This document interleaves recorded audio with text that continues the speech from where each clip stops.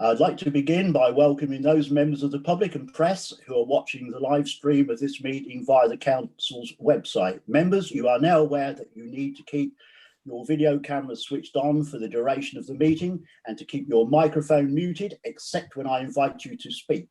Please click the raise hand function if you wish to ask a question or a comment. There is always a risk that we may run into some technical problems and ask for your patience if we do so. Should this occur, I will declare an adjournment while the fault is addressed and the public broadcast will be paused. If it's not possible to address the fault, the meeting may be abandoned until such time as it can be reconvened.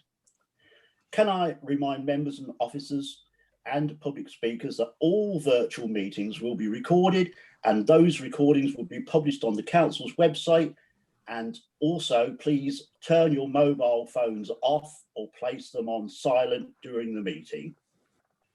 So there we go. So we'll move on to members. I will begin calling your names of all members of the committee to establish your attendance. Please confirm your attendance, please. Councillor Ashwood. Present. Councillor Gardner. Present. Councillor Hartford. Present. Councillor Hunt. Present.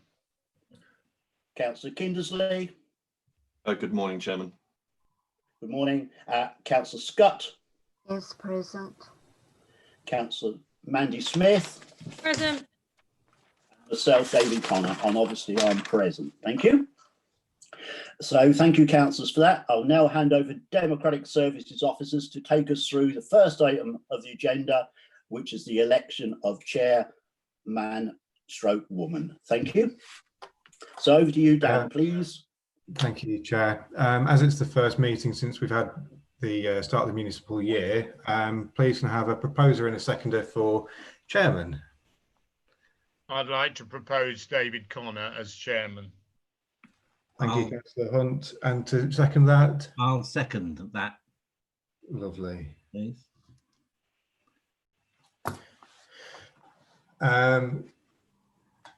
Right, I'll now move to a vote, if that's okay, and I'll read your names in turn. So to begin with, Councillor Ashwood. Yes. Thank you. Councillor Gardner. Yes. Councillor Hartford. Yes. Councillor Hunt. Yes. Councillor Kindersley. Yes. Councillor Scott. Yes, of course. We couldn't say no, could we? Of course we'd say yes. Well, we could. Finally, Councillor Smith. Yes. Thank you. That's unanimous. Councillor Connor, you're thereby. So lovely. Thank you for everyone. You know I always do my best and involve you all in applications that come before us in your district. So we move to election of vice chairman/woman. So please, Dan, carry on. Once again, can I have a proposer and a seconder for vice chairman or woman for this? I would like to propose Councillor Gardner, please, Dan. And a seconder, please. Councillor Hunt. That's fine. Once again, I'll go through the roll call for the vote. So Councillor Ashwood. Yes. Councillor Gardner. Yes. Councillor Hartford. Yes. Councillor Hunt. Yes. Councillor Kindersley. Yes. Councillor Scott. Yes. And Councillor Smith. Yes. And Councillor Connor, sorry, I said Gardner. Yes. Connor. Oh, you always forget me, Dan. Yes, of course. Lovely, thanks very much. That's unanimous that Councillor Gardner's vice chairman for this municipal year. Okay, so thank you all for that. So would Democratic Service Officer report any apologies for absence, please? No, Chair, there's no apologies. Also, thank you, members, for that.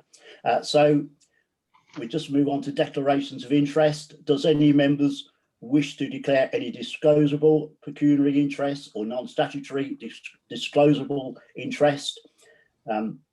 Thank you. No.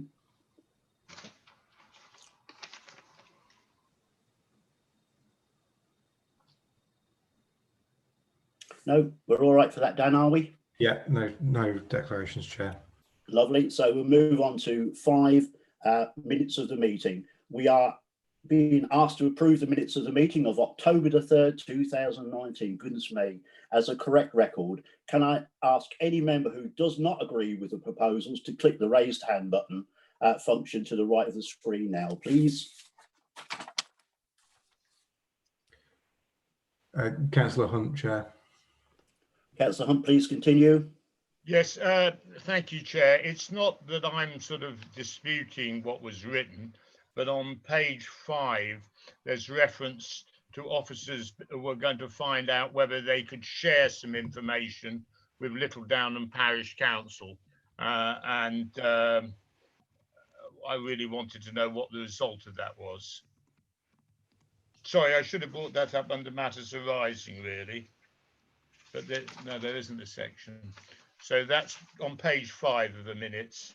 It refers to officers explained that legal advice would be sought regarding whether it would be appropriate for copies of correspondence to be shared with Little Downham Parish Council. And I'd like to know what happened about that. Could officers just answer Councillor Hunt if they can, please? If I may, sir. Sorry, Deborah, do you want to go first? All I was going to say was I think the minutes are a record of the fact that that question was asked, and Deborah can probably pick that up as her item on the agenda today with the enforcement update report under item 8, if that's Okay, okay. I'm happy with that. You're happy with that, Councillor Hunt? Yeah, So, as long as somewhere today it comes out okay. what the facts are. So, right, so that really, so on that basis, are members happy to approve Sorry, the Chair. minutes? Councillor Scott's raised her hand. Sorry, Councillor Scott, please Yeah, carry on. I just simply wanted to say that as I wasn't there because I wasn't the central Labor member at that time on the committee, I really can't say whether they were right or wrong, but I suppose I would accept them as a true and correct record if the members who were present do. So I just want to make that point. Thank you. Okay, thank you, Councillor Scott. So really, they haven't, the Councillor Hunt's comments haven't made any difference to the minutes really at all. So he is accepting that, I do believe. So on that basis, the recommendation is to approve the minutes is carried. I will now sign a hard copy when we return to the office. I'm sure that's fine for everybody. Thank you. So we'll move on to planning applications, the main business of the morning. 6 and 7 on your agenda. Colne Fen Quarry in Somersham. Helen is the officer. Please make your presentation whenever you're ready, Helen, please. Can I invite Helen to introduce the report, as both items 6 and 7 on the agenda concern the same application site and relate to the importation of materials for restoration and stability purposes, which would be covered in one officer report. It is, were it for not some works falling outside the original red line boundary. I only intend Helen to introduce the report once. So now over to you, Helen, when you're ready, please. Thank you, Chairman. As you say, I intend covering both the planning applications, both agenda items in a single presentation. The first application, agenda item number 6, it relates to the restoration of land at Colne Fen using imported waste to create conservation habitats. The application has been submitted under section 73 of the Town and Country Planning Act, and the proposal is to develop the land without complying with condition 1 of the planning permission that was granted in 2013 to allow the development to continue until the 31st of December 2024.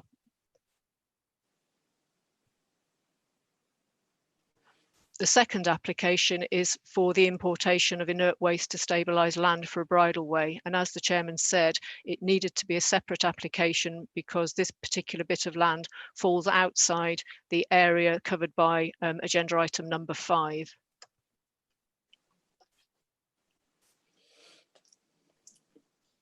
It might be helpful to run through your agenda plan number 1, just to orientate the various elements to this planning permission.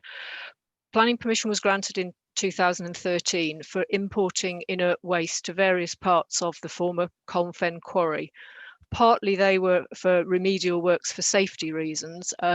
Firstly, to Front Lake, which is a very large area of water there, the proposal in 2013 and what was granted in 2013 was for some spits to be created into the lake to break up the extent of water to minimise wave erosion. None of that work has been undertaken. The second part of the works, in fact, the by far the largest part of the works, would be to import waste to the silt lagoon, which is here, for reasons of stability. The silt from the former mineral processing operations has left something akin to quicksand. Very little of that work has been done. A third element was to the margins of Irrigation Lake. If you can see the cursor along the northern and part of the western boundary, and that was to facilitate a bridleway.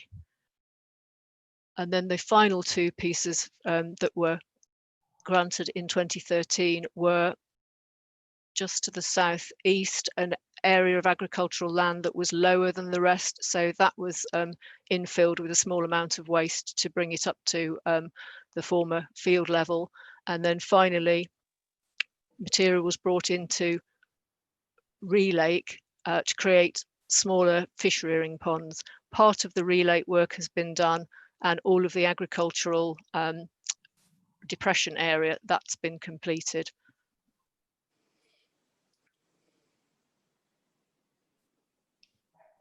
Hopefully this aerial photograph will show these lakes slightly better. The access to the site is from Chatteris Road there, and it basically runs around the perimeter before going into the various development areas. As you can see, Front Lake is indeed a substantial piece of water. The silt lagoon is that area there, Irrigation Lake there. The one in the middle is Trout Lake, and a irregular shaped piece there is Relake. The planning permission was granted in 2013 for a period of 6.5 years to the 31st of December 2019 to tie in with the expiry date of the remaining mineral extraction permission.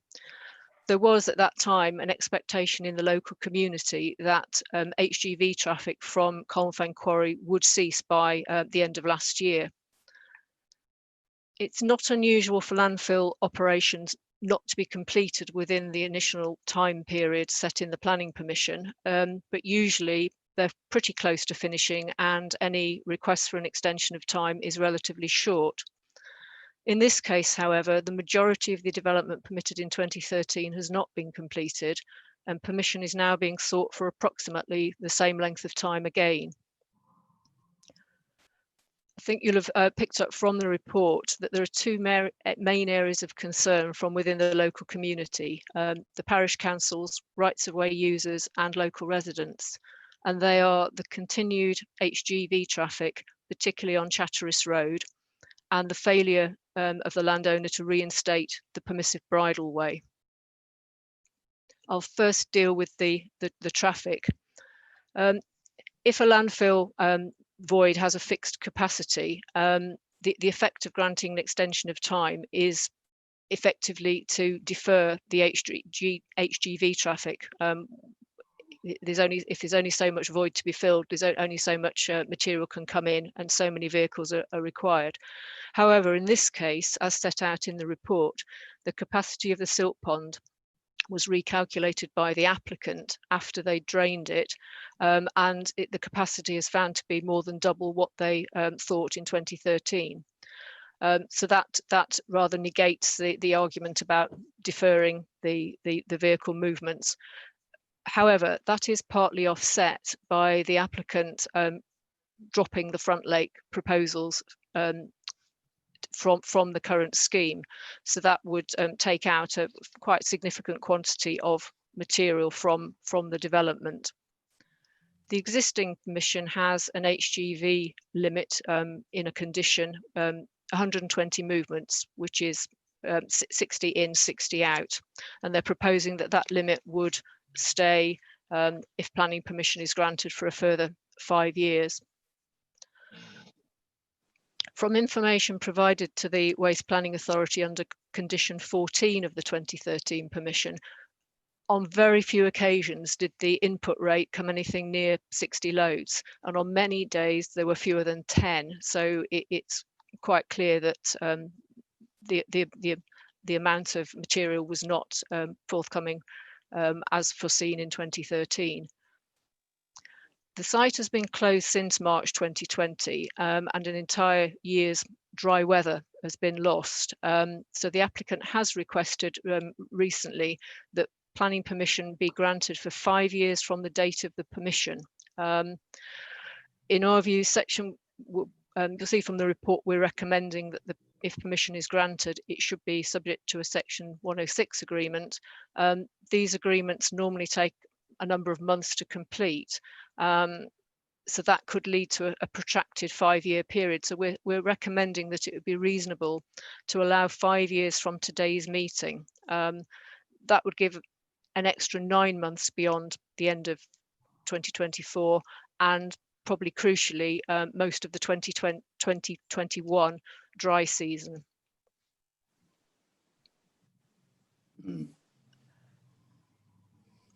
There's been no highway objection to the proposal. In the 2013 application, there was an agreed traffic route from the site. The access from Colnfen Quarry is onto Chatteris Road here, and the agreed route would be to follow the B roads through Colne down to Erith and to join the 1123 and pass through Bluntisham, ultimately to St Ives. In the current application, the first application, the applicant has proposed that the HGVs serving Colnfen Quarry would use a private haul road, which was granted planning permission by Huntingdonshire District Council in April last year, but has not yet been completed. We're advised it would take 3 months to complete it and to enable it to be brought into use. And the route of that private haul road is shown in red on the current slide. And it would mean the vehicles from Colnfen Quarry would still use Chatteris Road, turn onto a very small piece of Colne Road, and then they would use the private haul road to rejoin a B road, which would then drop down to St Ives.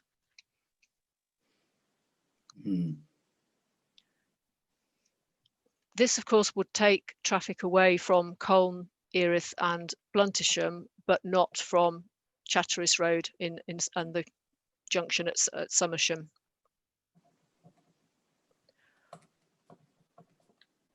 We're recommending conditions relating to traffic movements, and are recommending that a condition be imposed should permission be granted, that no waste may be brought to the silt pond, which, as I've said, is much the largest part of the development. No waste should be brought to the silt pond until the private haul road is open, and that by means of a routing agreement, the silt pond traffic must only use the private haul road.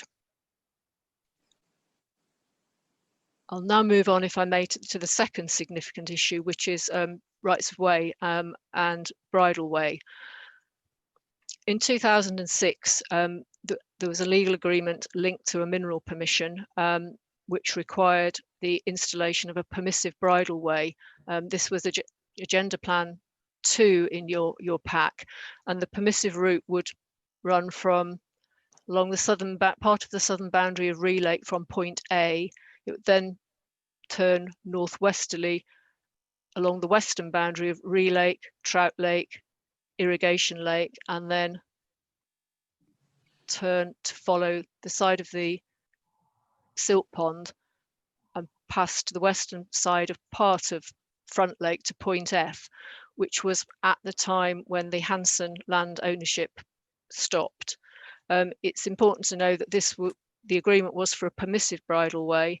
It was, we believe, installed by Hanson for a short time, but was closed by the current landowner because of unstable land, and that related to the works that have taken place on the northwest corner of Irrigation Lake.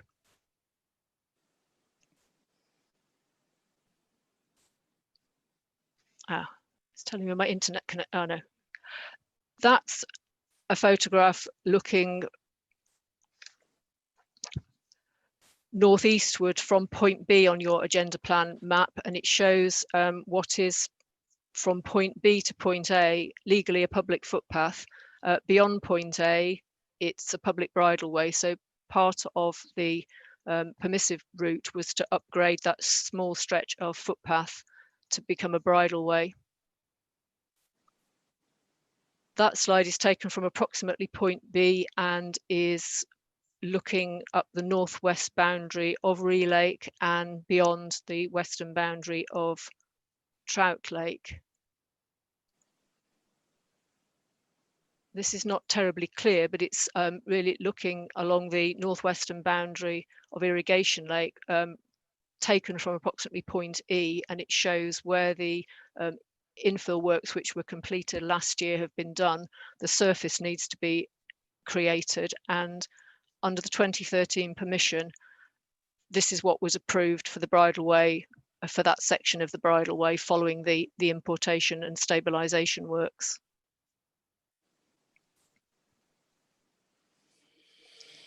That shows the current route of the bridleway to the west of Front Lake. It's really looking at just southeast of point F on your agenda plan, looking into it where the bridleway would go through an area of woodland. And that's from the same point looking the other way towards point and beyond point F. I think on your agenda plan there's a small triangle of woodland, and that's what you can see in the mid distance, and that is the route of a public footpath at the moment, but would need to be upgraded to a bridleway.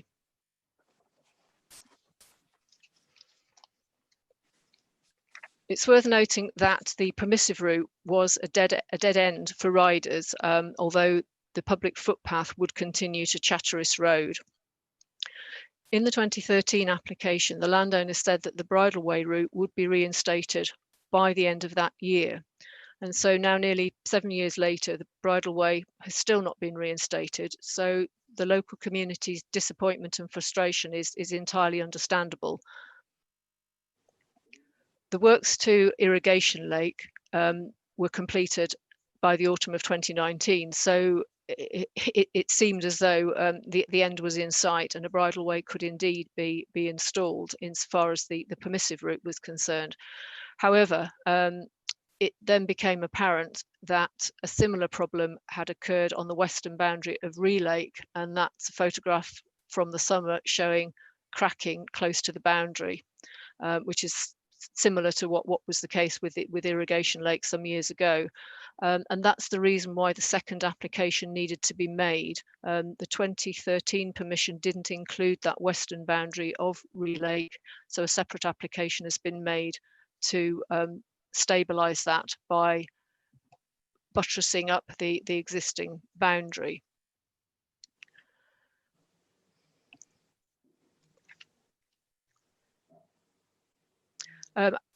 Permissive routes have limitations. The name suggests why. Permission can be withdrawn by the landowner and the route closed, and that's indeed what happened with the former Hanson permissive route for the reasons of instability that have been already mentioned. Officers are of the opinion that in order for the main application to extend the duration of the 2013 development to be acceptable, the landowner needs to reinstate the 2016 bridleway route and agree that it becomes a public right-of-way. Once a public right-of-way and on the definitive map, the landowner would then be obliged to keep it open and unobstructed. The applicant, Mr. Newman, is the landowner, has agreed to this and has bought land between Front Lake and Chatteris Road. It is the two fields there and a small piece adjoining Chatteris Road, which will enable part of the existing footpath number 9 to be upgraded to a bridleway, so it would be a stretch along there. Partly is within Mr. Newman's land. At that field boundary, the footpath goes into a third-party ownership, and that landowner is also agreeable to the stretch of the route in his land being upgraded to a bridleway.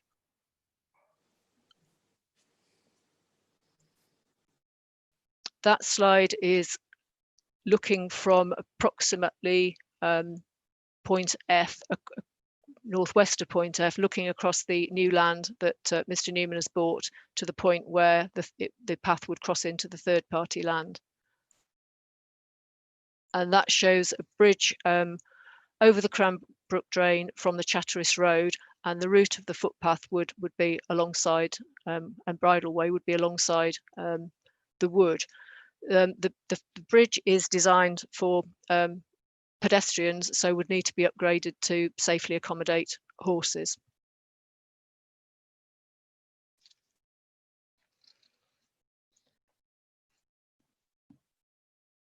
I'd like, if I may, to point out two errors in agenda item number 7, which is the second application.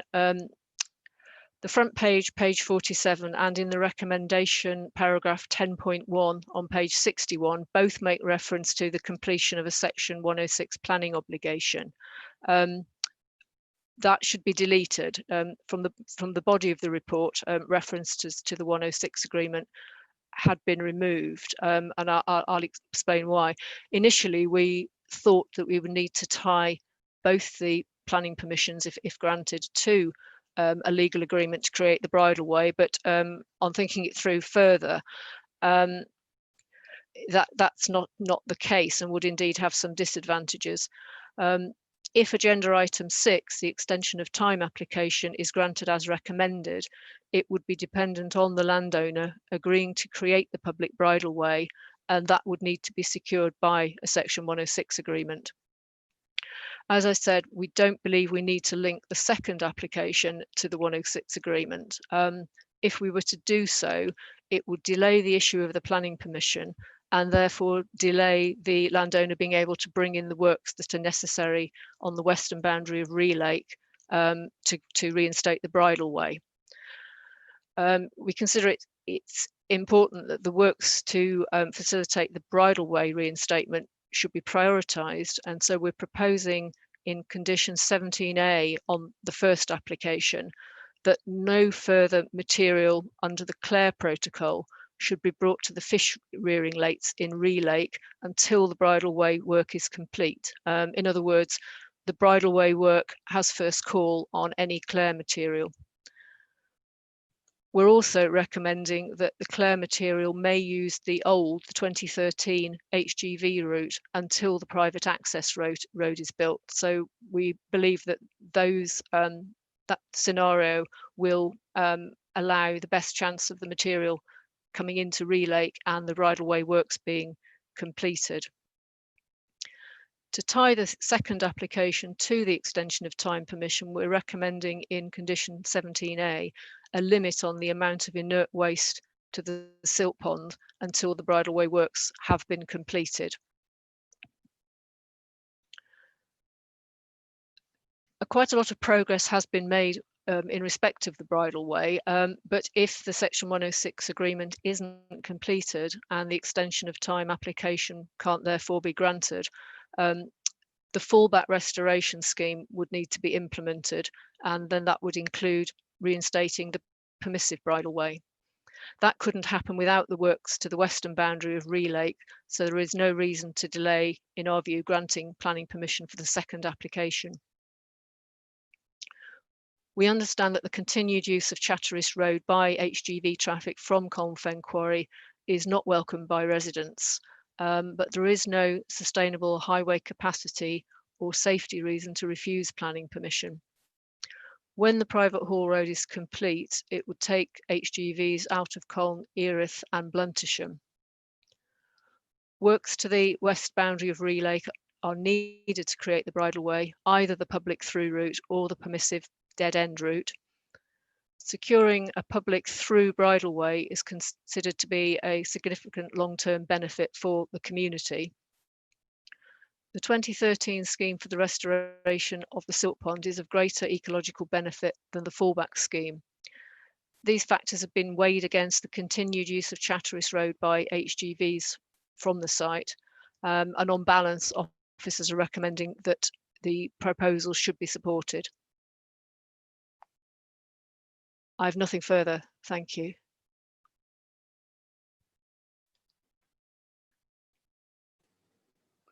Right, yeah. Thank you, Helen, for your excellent detailed presentation.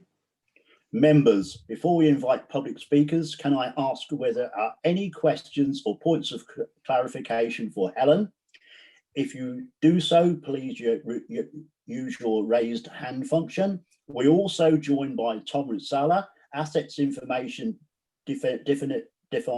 Map Officer, who will be able to answer any particular technical questions that you probably will ask. So welcome, Tom. So members, I suppose questions to either Helen or Tom, please. We got Councillor Scott first, Chair. Thank you, Councillor Scott. Carry on, please. Thank you, Chair. I've just actually got 2 points of clarification, if I may. One is in relation to the upgrade. Oh, I've lost that. Sorry, we've lost your sound there.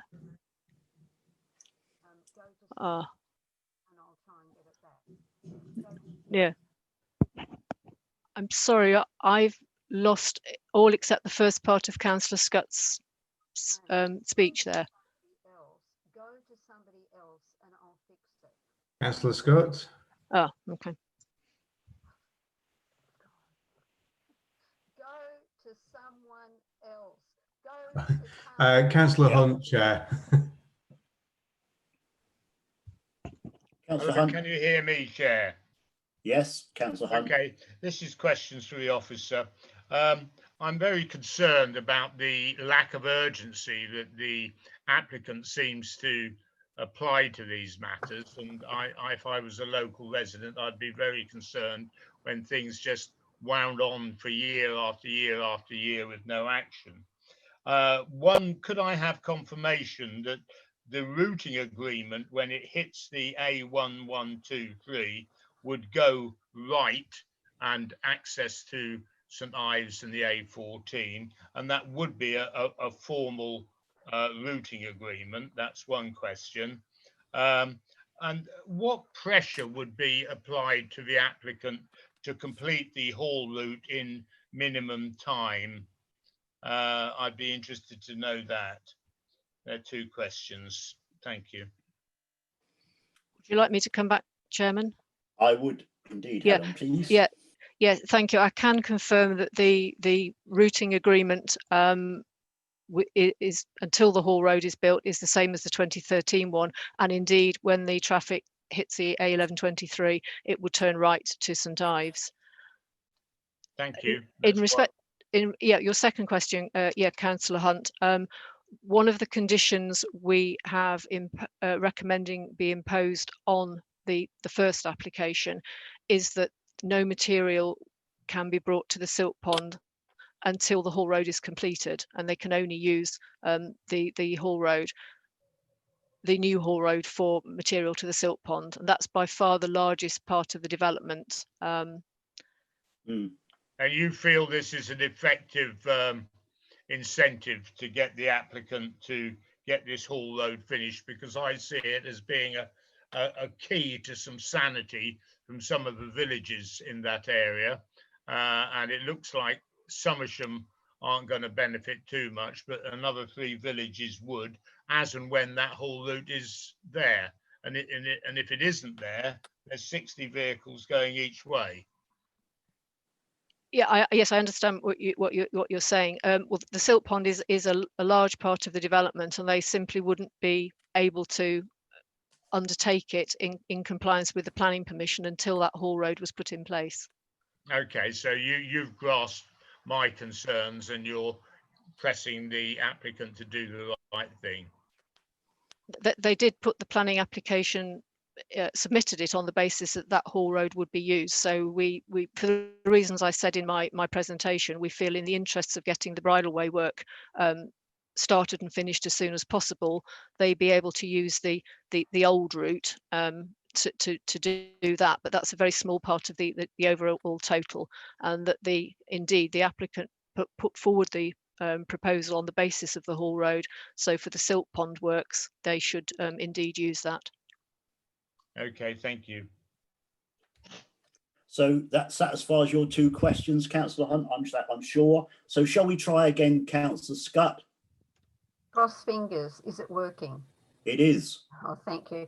But can I just say, before I put my two questions, when this happens, please go on to another person, but it's also a reason for having the chat facility, because if I couldn't get on, then I could have put in the chat what my questions are. But as long as there's no chat facility, then one can't do that. So therefore one's rendered speechless.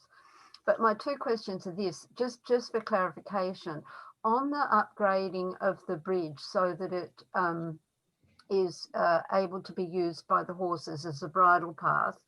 And the second one is about the waste that's being used for filler.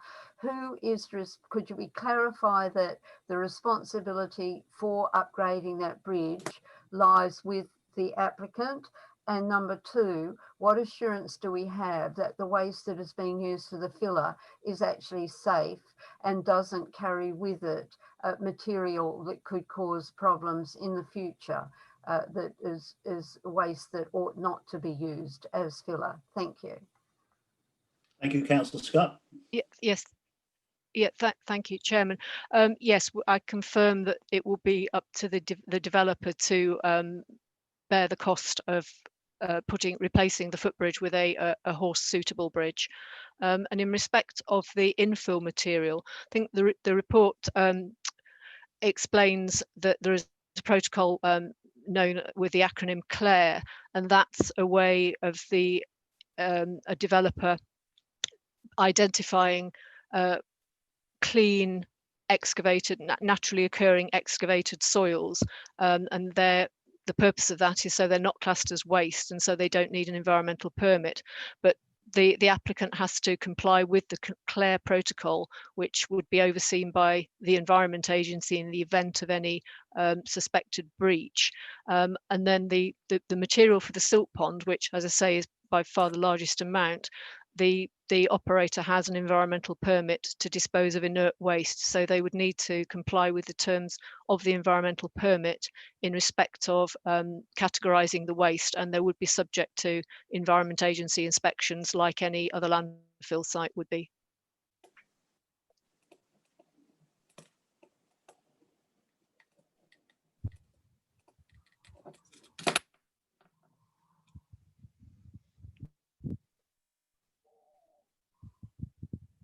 Hello. Hello, sorry. Sorry, Councillor Scott, you've got a second question, or No, Helen, have you going to ask a second question? Answer it. It's okay. Both the questions have been answered, and I did say thank you, but I was muted. But I thought that my expression would indicate that I was saying to Helen, "Thank you, Helen, for that clarification. I appreciate it. Thank you." Thank you, Councillor Scott. So for those questions, so I have one. Please, I haven't raised my hand, but this is also for Helen, please. Who would be responsible for the further maintenance of the bridge and bridleway going forward? That, I think, is probably one for Tom, if I may. If it becomes a public right of way, then hopefully Tom will have a better grasp of that than me. Yeah, please, Tom. I think that's a major consequence of where we want to be on this. So yes, please, Tom.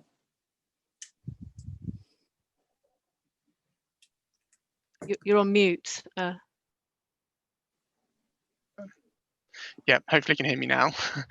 The public right of way, if it's upgraded to a bridleway, it would be maintainable at public expense, which means the bridge and the bridleway, the surface itself, would be maintainable by the county council, as the footpath is at the moment. Okay. Well, yeah, okay then. Thanks for that, Tom. Thanks for that clarification. So thank you for that. So have we got any more questions, clarifications to officers before we move to public speakers? Councillor Kindersley, Chair. Councillor Kindersley, please to carry on. Thank you, Chairman. It's in relation to that last comment. My understanding was that, generally speaking, rights of way were the responsibility of the landowner, but that the county council occasionally did works 50 metres in from the start point or the public highway. So is this a special arrangement for this particular bridge, or have I got the rules wrong? Tom, if you would please. Yeah, the vast majority of public rights of way in the county are maintainable by the county council, public expense. There are a few odd situations where they're not maintainable by the county council, but yes, that in most public rights of way, the full length of them, they're maintainable by the county council, and that includes any structures such as bridges. Wow. Okay, because I've got a long list of rights of way, and I can see that so do lots of other people that have never been maintained by anyone other than the landowner. So I'll send you my list. It opens a can of worms, doesn't it, Councillor Kindersley? So there we go. So are you happy? So any more questions for officers, please? That's it, Chair. Lovely. So thank you, members, for that. So we now move to public speakers. I would now like to invite Ms. Hazel Lambert to address the committee, and she's speaking on behalf of Erith Parish Council. Ms. Lambert, thank you for joining us today. You have a maximum of 10 minutes, which is to allow 5 minutes per application. However, there is no requirement for you to use the whole time if that isn't necessary. The Democratic Services Officer will inform you when your time is up. So please, Miss Lambert, start your presentation when you're ready. Thank you. Good morning, councillors. I hope you can hear me. We can indeed, Miss Lambert. I'm hoping not to take up the full 10 minutes. I don't think it'll take that long. Thank you. I was very interested in Helen's presentation that made great clarification. You will understand that the village of Erith particularly, but also I know Cowan and Somersham, are very anxious and incredibly frustrated at how long all of this has taken. The previous application was not fulfilled. It went non-compliant twice with no follow-through whatsoever. And here we are again having to look at a possible extension for another 5 years. Now, the only mitigating factor within that is the fact that it will not involve a substantial number of lorry movements through the 3 villages with the use of the Hall Road. And I feel sorry for Somersham because they do have a certain amount of traffic that they will have to sustain. But the other 3 villages who have had to put up with an awful lot of lorry movements won't have that. It's obvious that we need to have some sort of extension for the work to be completed, but I think it has to be monitored much more carefully than it has been done in the past, so that if the extension of up to 5 years is granted, that it is followed through and that all non-compliance is jumped on very, very quickly. As for the second application, the Bridle Way, I think it's very important. The applicant has said that they will complete it within 9 months. And I think the villagers of Erith, Cowan and Blantysham, I can only speak for Erith, however, would put up with the additional lorry movements that would have to go through in order for that Bridle Way to be completed. I'm heartened by the fact that the applicant has decided to purchase the extra bit of land, which would mean that the Bridle Way could continue through to the Chatteris Road. That's very good. So we're very pleased about that. But we do think that within the 9 months, there ought to be a finalised date written into the planning that the applicant has to sign up to, so that there is an end in sight. Erith particularly has suffered for decades with the extraction of the minerals and the lorry movements, with really no amenities that have followed through. We've got nothing from all of the hardship that we've suffered. Nowadays, that's very different. When companies want to extract, there's always amenities allowed for the villages that they impact on. However, Erith has never had anything, and the Bridle Way is the only amenity to go alongside all the works that they've had to put up with over decades. So we support both applications with the caveats I've already mentioned, and hope that we are now at the point of seeing an end in sight, but do stress very strongly that the County Council make sure that this application is not allowed to slip in the same way that the previous applications have. So thank you very much, councillors. Right, thank you, Miss Lambert. Members, do you have any questions or points of clarification for Miss Lambert? If you do so, please raise your virtual hand. Thank you. Function, thank you. Councillor Hartford, Chair.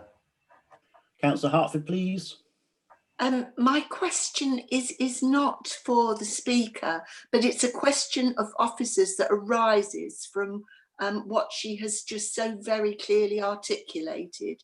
And that question is that my understanding is that there isn't really very much that officers can do to force the applicant to be proceeding at the pace that's necessary to ensure that the finished result will be achieved. So is there any possibility of including some sort of phasing plan which would give officers a much better opportunity to monitor that more closely? Thank you.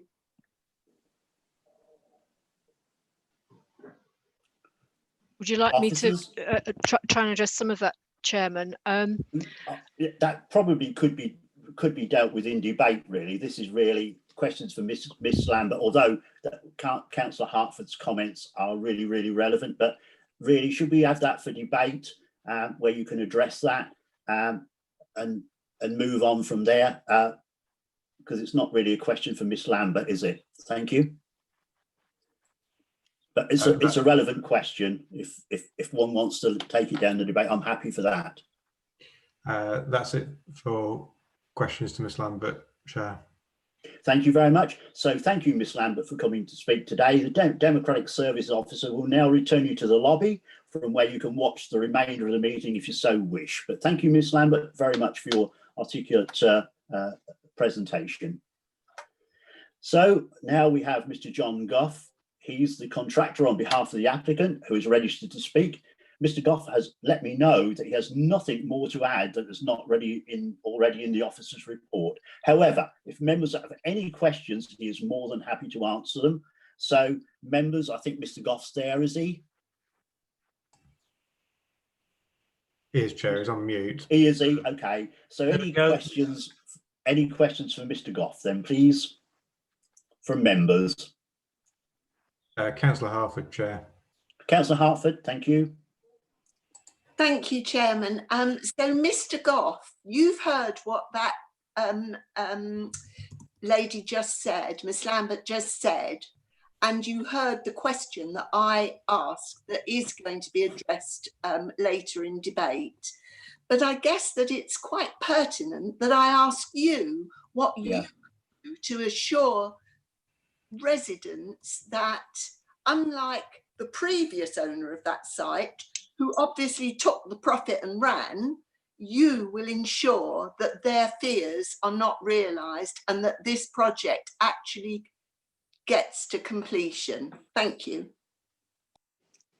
Mr. Goff, would you like to address Councillor Hartford's concerns, please? Certainly, yes. The issue with the site, although the previous consent ran for 5 years, it took something like 2.5 years before we were granted a permit from the Environment Agency, which obviously was caused a delay to the start of the works. Yeah, we're confident that the scheme is now reduced from that originally proposed, in as much as we're not placing material in the large front lake, and that is due to the very, very strict criteria that the Environment Agency have placed on the material that would have been deposited into standing water, which is why that has now come out of the equation. It's a smaller scheme. there was reference to phasing, and I believe that the way that the conditions have been drafted, that is built into that element as much as the southwestern sector of the site, the bridleway is collapsing at the moment. That can be undertaken in a very short period of time, or relatively short period of time. The adjacent area of Ree Lake can be then completed and then go on to Silt Lake. So the phasing that was talked about, I think, can be built into the scheme and workable. But we do endeavour to work with the local community. Helen has very clearly spelt out the alternative access route, but we have applied to that to Huntingdon, and that took, I think, nearly 18 months for Huntingdon to approve that route, which was another delay that we've had to incur. But the upshot is we feel there is a sequence of work or a sequence of restoration of the site that can bring in the phased implementation as requested. So you're happy with that explanation, Councillor Hartford? Well, I'll raise it when I hear what the officer says in response to my question about phasing. Thank you, Mr. Goff. I do understand that you have problems, and I also understand that there is an element of phasing built in, but it's not quite what I had in mind. Thank you, though, for answering my question. Thank you, Councillor Hartford. Any more questions for Mr. Goff, please, from members? Gardner, Chair. Yeah, Councillor Gardner, please. Thank you, Chairman. My question is, with regard to the stabilisation of Ree Lake, how are you going to prevent materials from, when you start tipping materials there, from spreading out into the lake going forward, so that you end up in effect losing more material and you're having to put more material in than you actually first envisaged to stabilise the bank? So in actual fact, the county council, then we're finding you're actually tipping more material in order to stabilise the bank than you've already stated, because of the ground, the softness of the ground in the lake. So how are you going to stabilise that without dewatering that particular lake? Well, apologies if I confused it. The area that I was talking about before is Front Lake. That is, we're not placing any material into that. Where we're stabilising the bridleway area, that area will be stabilised. Will be dewatered, and the material can go in a dry state, compacted, and you then end up with the stable profile that's designed. Yes, so you are in effect, so that you're dewatering part of Ree Lake, is that correct? That's correct, yes. Okay, thank you. But we don't, at present, we don't, the original planning consent did not envisage that failure of that western slope of the bridleway, which is why the second application went in. Okay, thank you. That just makes it clearer for me now that I know you're actually dewatering. Thank you. Yeah, a really relevant question there, Councillor. Gardner. So any more questions for Mr. Goff before we release him? No more, Chair. Thank you, Mr. Goff, for doing that. So now we'll move on. We have local member for Somerset and Erith, Councillor Steve Criswell, is unable to be here to speak today, so that's a shame. However, he has submitted comments which the Democratic Services Officer will read out. So please, Dan, when you're ready for to read out Councillor Criswell's statement. Thank you. Thank you, Chair. So this is a statement from Councillor Criswell, local member. I'm extremely disappointed that these applications have needed to be submitted, further extending the work at Colne Fen Quarry. Work should have been completed before now. Local residents have endured HCV traffic from quarry workings off Chatteris Road for decades, and we're entitled to think that it was nearly at an end. These applications are deeply unpopular due to the dust, noise and vibration that results from the constant stream of quarry traffic. The new offline diversion route will avoid some villages, but residents on Chatteris Road, Somersham, will still suffer from the impact of all vehicles. That said, I will not be submitting a formal objection to these applications, as I reluctantly recognise that the restoration work needs to be completed. I welcome the conditioned phasing of the work, which ensures the public bridleway is opened as soon as possible and the impact of traffic through some of the residential areas is minimised. That's that. Thank you for that. Thank you for that. Right. So, members, we'll now turn to debate. Like the officer's presentation, the debate will consider both agenda items 6 and 7. However, these will be voted on separately. Once again, if you wish to speak, please raise your hand function, please. So, members, we're in debate. So, Councillor Hunt first, Chair. Councillor Hunt, yeah. Thank you, Chair. I think it's really very sad that you know, the local residents have been subjected to ongoing for many years sort of heavy goods vehicles coming through their fairly tranquil villages, and I understand Miss Lambert's concerns, and I think we all worry about the residents. There's an element of goodwill here, or required goodwill, and I think it's down to Mr. Goff, who is making all the right comments, to make absolutely sure that not a day is wasted getting full compliance with the officer's recommendations.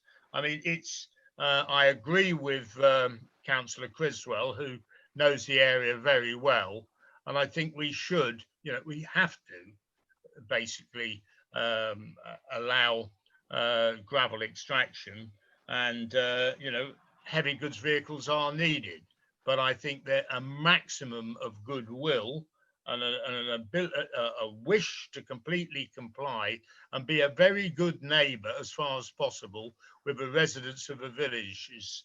And I hope officers will keep a very sort of close eye on what's going on, and we really should make it clear to the local residents that we are concerned and we are watching. It's unfortunate that Mr. Goff has taken over a site that's got a sort of a bad history, but he should consider this to be an opportunity for him to create a good relationship with residents at every turn. And I just hope and believe that he will do that. Thank you. Thank you, Councillor Hunt. Councillor Hartford, Chair. Councillor Hartford, please. Thank you. Thank you very much. So I just want to be clear. When I talked about phasing, I knew that there is an element of phasing included. But if we look at the timescales involved, those first phases that need to be completed to allow the main body of the work to go forward are very much a small proportion of the total length of extension that the applicant is asking for.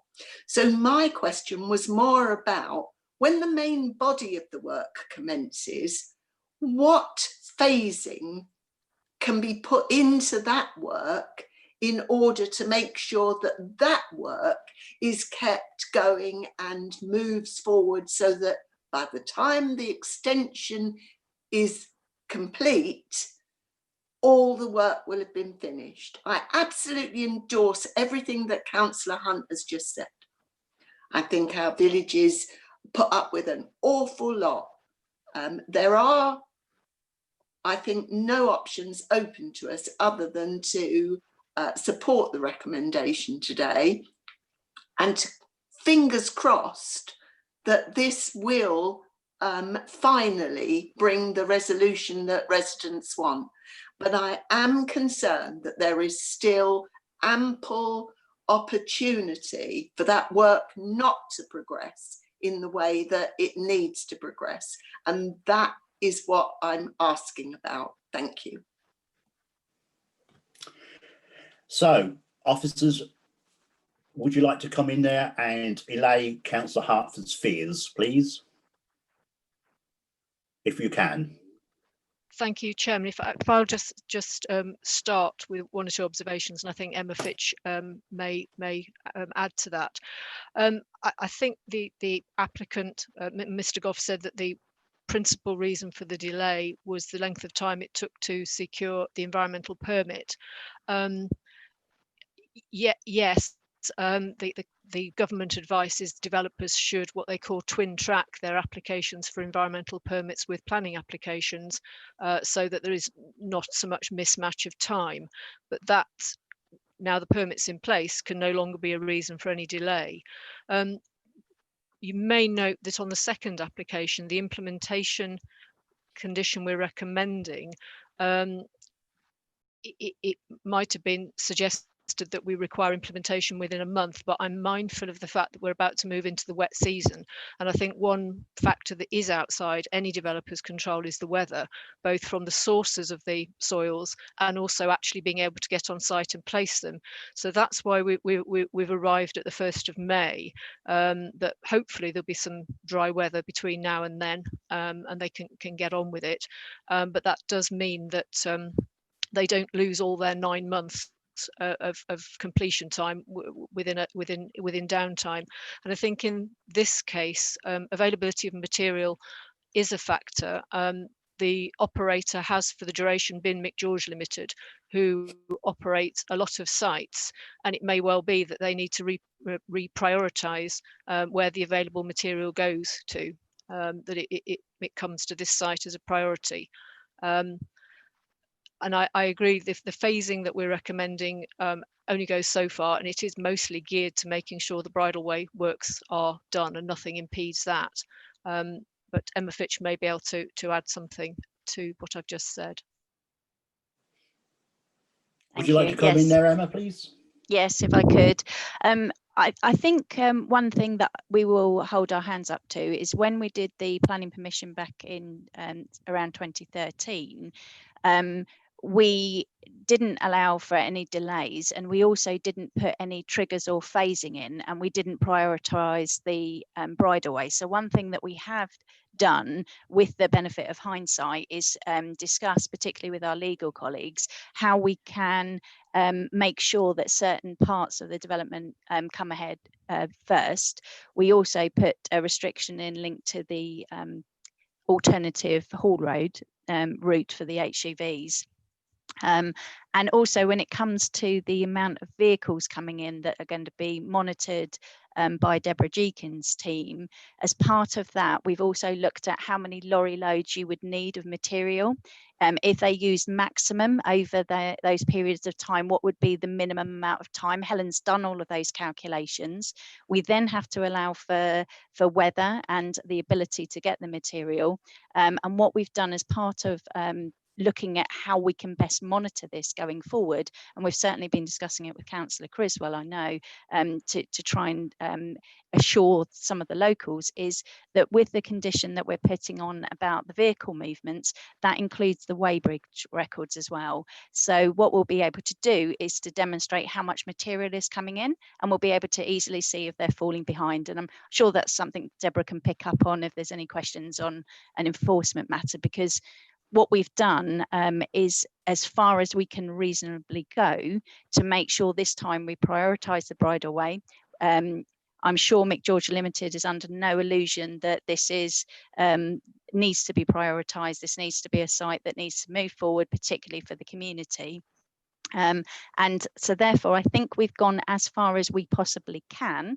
And I know that Jaspreet, who is advising us on this from a legal perspective, we talked about putting in timescales, particularly linked for the bridleway. And I know that when we have those discussions with Mick George to get the Section 106 signed, we can also talk about the expectations of how much material is going to be brought in to try and minimise the length of time and avoid any further extensions. So hopefully that's enough to give you that satisfaction that we've certainly learned from the previous situation. But as to, I don't think we can go any further than we have now. Yes, Chair, if I could jump in there. Please do so. I'd like to just echo what Emma's saying. I mean, ultimately, the conditions that you have before you are legally really the best that we can use based on the criteria that we have to judge planning conditions against. So, you know, we've tried to remedy things that weren't necessarily there before, as Emma said, but what you have is as far as we can go with the conditions. So, you know, I can assure you that we are trying to make sure that there's as much pressure as we can put on to ensure that the development does move. Thank you.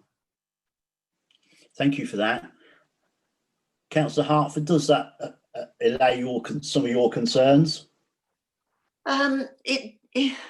I've always had confidence that our enforcement team particularly is very good at doing what it can with its hands tied behind its back by the constraints of planning. So this is no reflection, as far as I'm concerned, on our planning team and particularly the enforcement team. But I do hope that the applicant's agent is listening, because this is incredibly important. You know, our local communities provide opportunities for developers to make profits. And the very least that those developers can do is to take into account the amenity of those local communities. So please, Mr. Goff, listen carefully, and please don't find excuses for this work to lag and for us to be back here in 5 years' time. Well, it won't be me, but I hope it'll be somebody equally as robust who is keen to support our communities, because I don't want to see this being repeated. Thank you. Yeah, I'm sure Mr. Goff's listening intently in the background, and I'm sure everyone's comments he will certainly be taking on board. Thank you for that anyway, Councillor Hartford. So we're still in debate. So anybody else want to add to Councillor the debate? Scott has left the meeting, Chair. She has. Just so you're aware. And so Councillor Kindersley is next. Okay, Councillor Kindersley.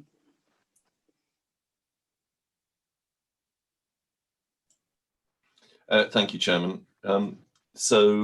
I was taken by the comments from objectors locally writing in to point out how much they have suffered over the last number of years.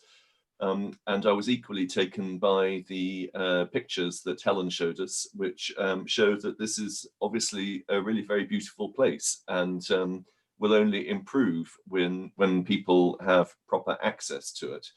So I am delighted that the local community is going to get a permanent bridleway through a lovely part of the countryside. And I think that that is a great benefit that needs to be delivered as quickly as possible. I'd also like to say thank you to Helen for a very comprehensive report, which I don't know what other members felt, but I felt it really brought the case to life. It wasn't nearly as easy to understand, you know, words on paper. So Helen, thank you very much for that. And I very much agree with all the previous comments about the continued suffering of local communities. But I don't see, in all honesty, that that we as a planning authority can go any further than officers already have. I think that the applicant has recognised to a large extent the concerns of the community and is putting forward the Hall Road and so on and so forth, and has agreed to progress the bridleway as fast as possible. I might be putting words into their mouth there, but that's certainly the impression that I get. So that all being said, there is a regrettable history. I think, as Emma has stated, you know, we have learnt a number of points from that. So let's progress. So with that in mind, I'd like to move the recommendation for both agenda items 6 and 7. Seconded. Okay. So Councillor Gardner just had his hand up as well. Okay, before we take that, then Councillor Gardner, please add your comments, please, to the debate. Thank you, Chairman. Well, I'd agree with everything else that every other councillor stated during the course of this debate, but I just wondered one question really, with regard to the restoration plans going forward for the site. Will the County Council request that the operator provides the County Council with a topographical survey of the areas where the work is being undertaken, so the operator can prove to the County Council that the work has been done in in accordance with the agreed restoration proposals for the site. I just think that would give reassurance to local residents and everybody else and councillors that they have indeed restored the site in accordance with the local plan. So I would like that added in, Chairman, if that's possible. Before then, Emma or Helen would like to come back with Councillor Gardner's request, if that's possible. Yes, thank you. I'll see what I can do. The monitoring officers do visit the site regularly, and I think the area of land at issue is really the silt pond, which is the one that will potentially take a number of years. Such works are done in sort of cells, strips. They work across the site in cells, so it would be possible to be able to see from site inspections how much sort of lateral progress they've made. And in this case, the land levels will be, for the most part, be broadly back to original ground levels, with some depressions where there'd be reed planting. So I think it would be certainly apparent from a monitoring officer who monitors the site regularly to be able to check how far they've gone, and could indeed, as Emma said, request the weighbridge records to check the tonnage as well.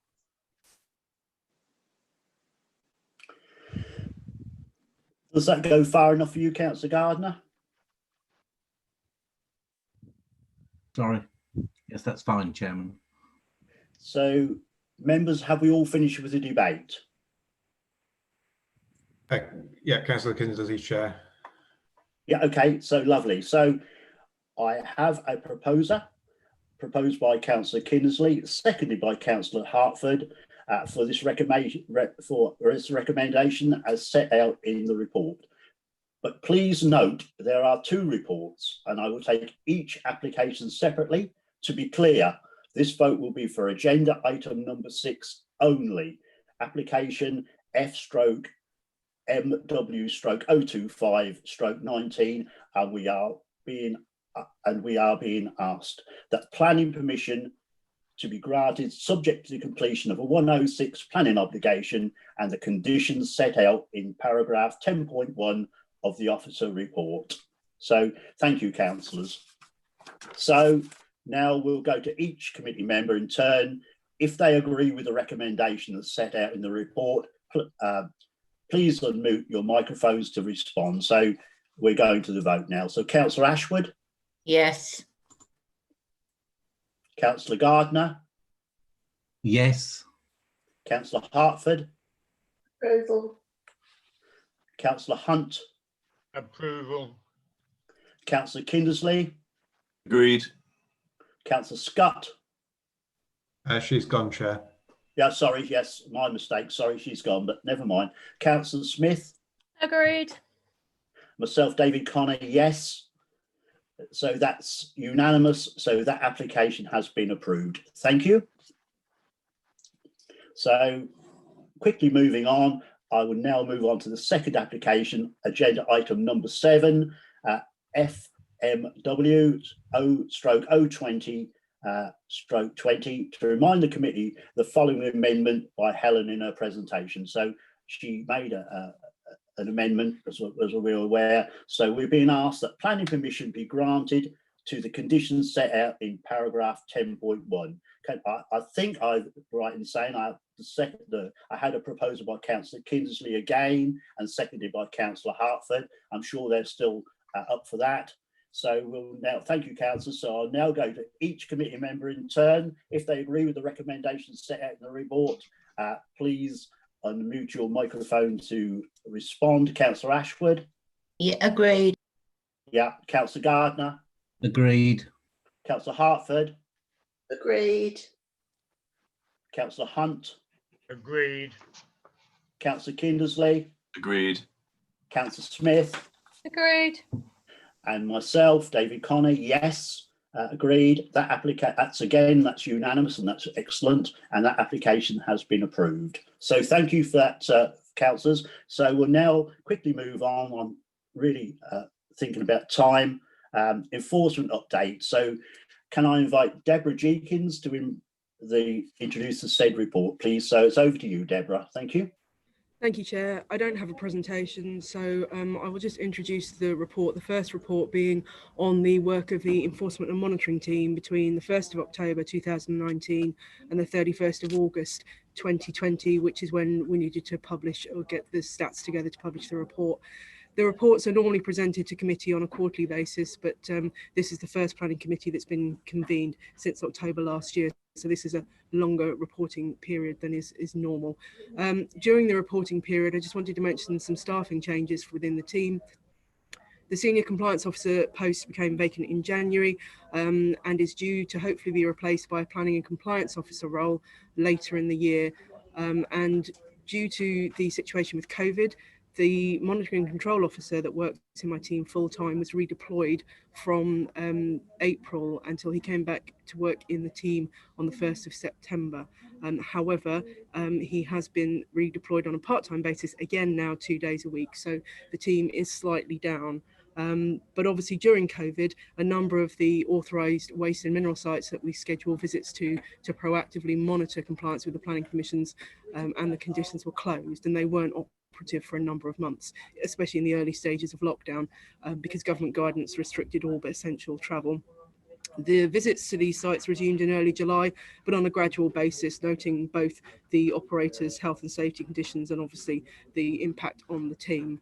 All of that is noted and set out in paragraphs 1.3 and 6.2 of the report. The report also details the number of current complaints that the team are investigating, as well as the complaints received and actioned in the reporting period. And those are in sections 2 to 5 of the report. Sections 8 to 12 of the report provide updates on some of the key enforcement investigations that the teams addressed. And firstly, I'd like to apologise for an error in relation to section 9 of the report regarding the cost payment for the High Court action in respect of the land at Little Downham. The report incorrectly states that the third and final payment for costs is due at the end of the year. In fact, there were 4 instalments agreed, and therefore there are 2 further payments to be made. So my apologies for that. As we're talking about Little Downham, if it's okay, I will answer Councillor Hunt's question from earlier with regard to that site. I wasn't at the last committee in October last year, but obviously the minutes do record that there was the request to share the correspondence that had been sent to the landowner with Little Downham Parish Council. We took legal advice on that, and on the 9th of October, the LGSS law representative advised that as the correspondence related to legal proceedings, it wouldn't be appropriate to share that correspondence with the Parish Council. However, they suggested that perhaps we should share a summary with the Parish Council, and so the local member, Councillor Dupre, and the Parish Council were emailed on the 9th of October with a summary. And the parish councils and local members are also sent copies of these update reports, and so are aware of the current situation. So I hope that answers that question, but obviously we can come back at a later point. There are also 2 particular cases in the report that I'd like to highlight. They're in section 11 in relation to the importation of waste to stabilise the pit face at Saxon Pit in Whittlesea, and then section 12 at the Earlwood Waste Yard at Whittlesea. So firstly, Saxon Pit, where planning permission has recently been approved to resume and complete the importation of waste to the site after it was shut whilst the Environment Agency investigated the source, type and volume of non-conforming waste that had been brought onto the land. The Environment Agency are still investigating, but they have confirmed that the waste that is on site can remain in situ, provided that suitable containment and mitigation measures are put in place, particularly in relation to possible leachate and any landfill gas. Unless the site owner can demonstrate using demonstrable evidence that there are not going to be any leachate or landfill gas. So how that affects the planning situation is that even though planning permission was recently granted on the 17th of September for the works to resume, the importation of the inert waste to resume, the Environment Agency have actually said that no waste should be brought onto site until they have been satisfied that either there are going to be mitigation and containment measures or there is evidence that they are not needed. The Environment Agency have also raised some concerns about water ingress into the site, and those are being investigated. So the Environment Agency have got the situation on hold. Officers have worked closely with the Environment Agency and will continue to do so with regard to activities on the land. Again, I'll take questions on that afterwards. I just wanted to highlight section 12 of the report with regard to the overnight HGV movements from the Earl Wood Waste Yard at Whittlesea, which had been a reported issue for a number of years, and there had been previous enforcement action, but that was on temporary permissions. Members approved another temporary permission for the ongoing wood waste operations at the yard in December. And there was a requirement to put a secure permanent barrier between the wood waste yard and a piece of land adjoining it that the operator said was a haulage yard, and said that's where the vehicle movements originated from. The barrier that was required by Planning Commission has now been installed on site. It does create that division, and that means that if we receive any further reports of overnight HGV movements, then they will need to be investigated and pursued by Fenland District Council, because what's happened is by putting that division in, they have created a separate piece of land that will need to have planning permission from the District Council for a haulage yard. Obviously, County Planning will continue to oversee the operation of the wood waste yard, and we will investigate and pursue any allegations of breaches of planning control that are reported to us about our conditions. So that's all I have to say on the report right now, but obviously I will happily answer members' questions about any of the contents. Right, thank you, Deborah. Would any members of the committee wishing to ask a question or make a comment on this please raise their hand function to the right of their screen to indicate this. So questions for Deborah, please, members. Councillor Hunt, Chair. Councillor Hunt, please do. Yes, Deborah, good morning. I was a little bit confused when you basically said the LGSS law, and I'm talking about Black Bank here, LGSS law said you couldn't share all the correspondence with Little Downham Parish Council, but you could share some, I sort of picked up. Am I right in saying that? Apologies, you broke up, so I didn't hear your question. You said that you were a little confused at LGSS law, and then I didn't hear the rest of that question. Can you hear me now? You can. Yeah, carry on. Okay. Carry on, Well, Councillor my Hunt. question is, you've taken advice. They've said you can't share all the correspondence with Little Downham Parish Council, but you can give them some information. Is that what I heard? Oh, apologies. No, it was a summary of the contents of the correspondence rather than some information, and so that summary was sent to them on the 9th of October. That summary has gone. Could I ask that you send me a copy of that summary? Absolutely, I can send you a copy of that email after this meeting closes today. Yep. And also, can I ask you to send a copy of that to the district councillor for this area, who is also, as it happens, a county councillor, but Councillor Anna Bailey is the district councillor for that area, and I know she would be interested in what you got to say about that particular case. So can I assume that you would include her as a copy and me? Yes, unless legal advice says otherwise, there shouldn't be any problem with that, because as I say, it was sent out on the 9th of October last year, so that summary information is there. It is no different though to the information that is contained in this public report that has been contained in the previous public reports. But yes, but you're going to share this information with the county councillor, which is Councillor Dupre, and the parish councillor. So I think it's entirely reasonable to include the district councillor for that area. So I will tell Councillor Bailey that you will. And then you also mentioned that actually there were 4 payments to be made, not 3. And you confirm that you have received 2 of those.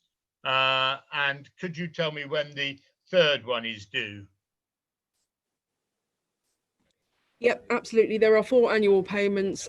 We send out the invoice at the end of October each year. So yes, the first 2 instalments have been paid. So we will send another invoice for the 3rd instalment at the end of October.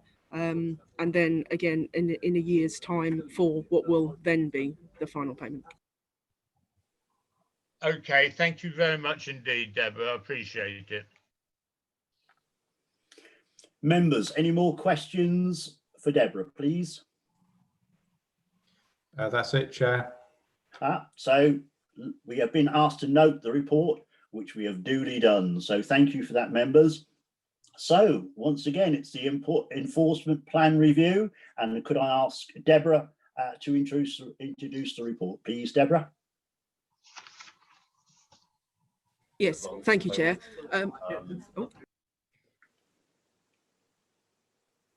So the National Planning Policy Framework requires that local authorities publish a local enforcement plan setting out how we respond to and address breaches of planning control. And so this report is about an update to that plan. The plan is a public document. It's published on our website. It's referred to in the event of any appeal of an enforcement notice to the Secretary of State or any complaint to the Ombudsman. So prior to the update set out in this report, the County Council's enforcement plan was last reviewed in 2017. The review that was undertaken earlier this year did not make any significant changes to the plan. There was a consideration of the format and some clarification of wording. And actually, when we consulted on the plan, I'll come on to the consultation dates later, we had put it into a 2-column format. But one of the responses received was that wasn't easy to read when you're looking at a small screen. So we've reverted to the original format that you will see in Appendix A. There was some additional information put into the plan this time on data protection regulations, the sharing of information and joint working with other statutory bodies, and those are detailed in paragraph 11.3 of the report.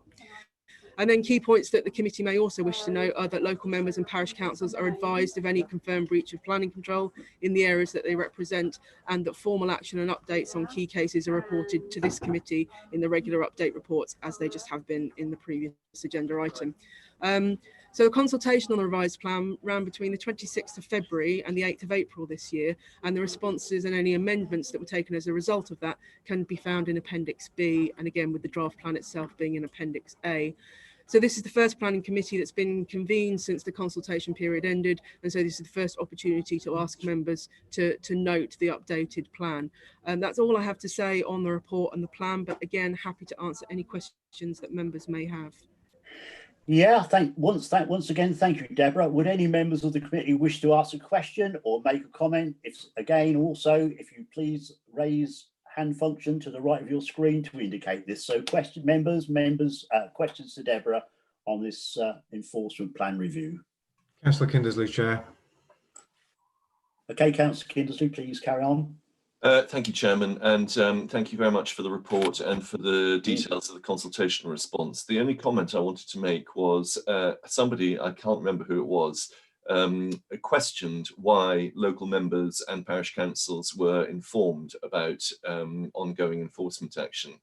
And although no change is proposed, I do want to underline how important that is. From the perspective of local communities and their representatives. As everybody knows, there's varying degrees of harm done by breaches of planning, and normally the first person to find out about it is the neighbouring parish councillor, and the second person to find out about it is the local county councillor, who is on the end of the phone or an email. So I would like, if it was possible, slightly to beef it up, and to make it very clear that the county council has absolutely no intention of changing what they currently do in terms of informing local people, and that it is something I would have thought that was part of our statement of community involvement in any case. So thank you very much, and that's really the only thing that I wanted to highlight. Members, any more questions on the enforcement plan review? Councillor Hunt, Chair. Councillor Hunt. Yes, I just must say I totally agree with what Councillor Kindersley has just said. And would he agree with me that when he said keeping local democracy informed, he included not only the local county councillor, but also the local district councillor, and of course the parish council as well? Well, from my perspective, the more the merrier. Okay, yeah. Thank you. I hope officers will make note of that. Thank you. Yes, I'm sure officers. May I just, I think we will need to just check with legal. I'm not going to put Jaspreet on the spot now, but check with legal, because that would be a change to the plan about the inclusion of that we would automatically notify district councillors. So if we can come back to you on that once we've had a look at that. You can only do the best you can, and thank you. Well, could I make a suggestion that instead of going into an awful lot of detail and time and extra effort, that we simply add a line which says, inform local county councillor, asking them to let relevant colleagues know or to make relevant colleagues aware. Deborah?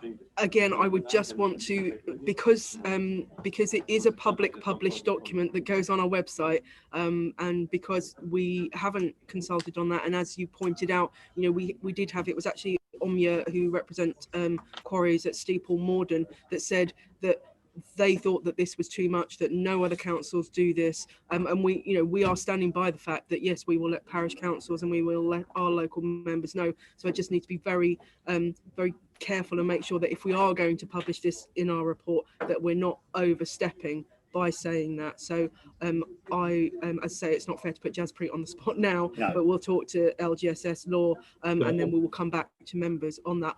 Obviously, I'm more than happy to, but I just need to make sure we're not going to put ourselves reputationally at risk. Yeah, I mean, I'll look into the issue, as Deborah's saying, but it may be preferable in the circumstances to have an operating procedure, as it were, rather than changing the policy itself, because I'm loath to change a policy that we've consulted on at this late stage, and particularly when it's presented for approval today. I mean, every policy will have operating procedures behind it, in practical terms about what happens. So I don't see any reason for us not to, you know, internally have an operating procedure to that effect. But I at this stage, in my view, would be I'm loath to change the policy that's been published. But I can look into it as well. Chairman, can I just say that is fine from my perspective. And when I said I couldn't remember who it was, I knew very well who it was, as obviously Omya is based in my division. Well, so you're happy, Councillor Kinders, it seems to me. Councillor Hunt, you're similarly happy? Well, you can Deborah can only do what she can do. And as long as she tries to do it, that's fine. If she can't, well, I'm not going to suggest she becomes illegal or anything like that. I'm glad to hear that, Councillor Hunt. So anyway, moving on quickly, the recommendation is we've been asked to approve the updated enforcement plan. So members, I will now go to each committee member in turn. If you agree with the recommendation set out in the report, please unmute your microphone to respond, please. So we'll go to Councillor Ashwood first. Approve.